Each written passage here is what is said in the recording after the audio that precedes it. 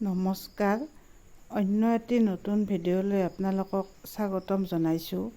আশা কৰিছোঁ ভিডিঅ'টো শেষলৈকে চাই থাকিব।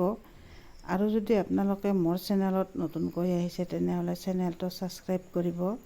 আমি আজি ভাগিনহঁতৰ ঘৰলৈ আহিছোঁ। এইটো হৈছে ভাগিনহঁতৰ নিজৰ ঘৰৰে শিৱ মন্দিৰ আৰু এইটো হৈছে ভাগিনহঁতৰ ঘৰ।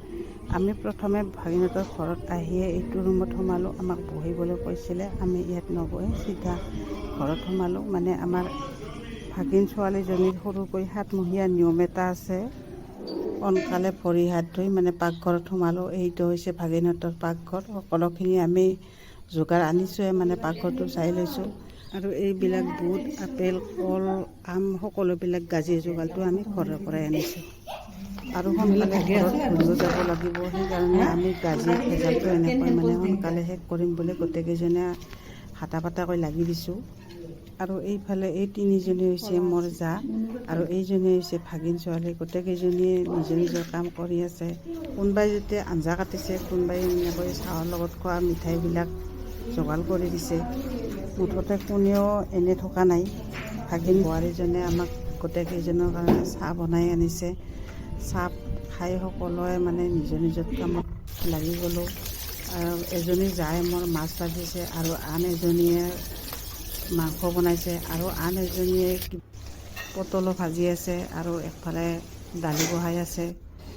আমাৰ এতিয়া ৰন্ধা বঢ়া কাম শেষ হ'ল। এজনী জাই মাংসবিলাক ভাগ কৰি আছে, একফালে পাঠা মাংস, একফালে হৈছে মুৰ্গীৰ মাংস। এইজন হৈছে মাজু দেউৰৰ ল'ৰা আৰু এইজনী হৈছে ডাঙৰ দেউৰৰ ছোৱালী।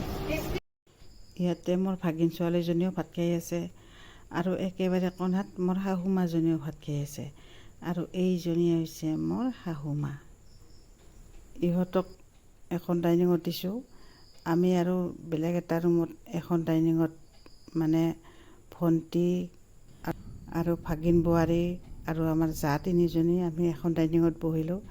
এনেকৈ ভাত খাওঁতে মানে অলপ দেৰি হ'ল, কাৰণ কিয়নো এতিয়া যিহেতু বাৰিষা চিজন, আমি ৰোৱা তোলাৰ কথা পাতিলোঁ আৰু ভণ্টিহঁতৰ কথা, ভাগিনহঁতৰ কথা, এনেকৈ গোটেইকেইজনৰ কথা পাতোতে দেৰি হ'ল। মানে যিহেতু ফোন কৰা যায় যদিও সকলো কথাটো ফোনতে পাতিব নোৱাৰি, সেয়ে ভাত খাওঁতে কথা পাতোতে দেৰি হ'ল।